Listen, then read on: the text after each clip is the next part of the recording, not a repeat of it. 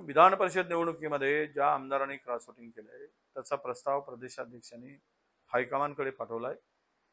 19 तारखेला मुंबईमध्ये काँग्रेसच्या महाराष्ट्रातील शीर्षस्थ नेत्यांची बैठक आहे। त्याबरोबरच आमचे प्रभारी चनितलाजी आणि राष्ट्रीय महासचिव के.सी. वेणुगोपालजी सुद्धा त्या बैठकीत उपस्थित राहणार आहेत आणि मला वाटतं की त्या दिवशी यावर नक्की निर्णय होईल आणि ज्यांनी पक्षाशी गद्दारी केली त्या लोकांच्यावर कारवाई होणार हे आता कोणीही थांबवू शकणार नाही असा आम्हाला विश्वास आहे।